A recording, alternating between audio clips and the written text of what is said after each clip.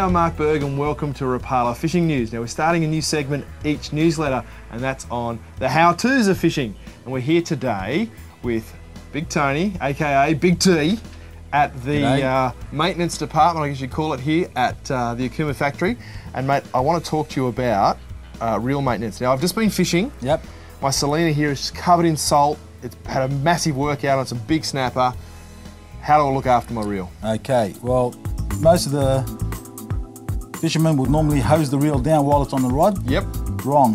That's wrong. Absolutely. Okay. First thing you got to do is take the spool off the reel, put the reel aside. If it's still on the rod, good. Otherwise, just all you need is the spool.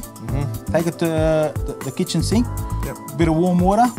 Now why warm water? Okay, well, warm water is the only thing that will break salt down. Okay. So warm water across your braid, your mono, because 9 out of 10, as you know, this is the thing that holds your line and also helps you keep connected to the fish and brings the fish in. Absolutely. So water across the face of the reel, you can spin it around, make sure it gets a good saturation, and then shake the water free.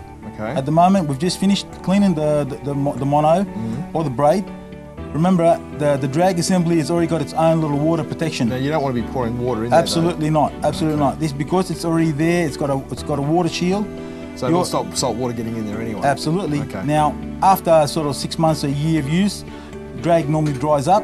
3 drops of oil in the main sort of like housing of the drag. Yep. Easy accessible via just as soon as the drag knob comes off. Yeah, absolutely. Yep. Now you're finished with the spool. Shake it free. Wipe it down with a cloth. And that's it. We're done. Right. Let's get the body. Okay. Now, do I need to start taking the side plate off and all that bizzo? Absolutely not, because all reels today have got a waterproofing gasket in the inside of the housing. So all we have to do is make sure that the working parts of the reel, which is the bail arm, bail roller, and the handle, are working. Because as far as the internals, that's all pre sort of like greased up and absolutely, ready to go. yeah. Maintained. So do you hose this down first? Can you hose this down? No, not at all. Okay. Remember, no hosing of any rod, reel, or spool, because we've just cleaned the spool, maintained it, wiped the reel down with the same cloth that you just finished. So just a little damp cloth? Damp cloth, because it's going to be damp after we wipe the spool down. Yep. Finished wiping the spool down, then reassemble it back on the rod with the spool. Good to go for the next fishing session. So maybe a few drops of oil? Absolutely, 2 drops of oil. Now, a lot of guys ask me this question, what type of oil? Well, any supermarket, you can pick up just a general sewing machine oil. Okay. 2 drops of oil on the roller, the bail arm and the bail arm supports. Yeah. On the handle, because that's the thing you're going to grab. Any moving parts that you see. A couple of drops. Absolutely. Now, what about the products like silicone spray and those sorts of things for reels? Are they a good thing? Well, silicone sprays are good to protect the paint on a reel. Okay. That's not going to sort of like help the fish come in any better or faster, or it's just going to make the reel look better. Okay. Over a long time. Okay. But it's not a bad thing to do. Well, it's always good to protect what you have, because it's not something that you want to replace. No.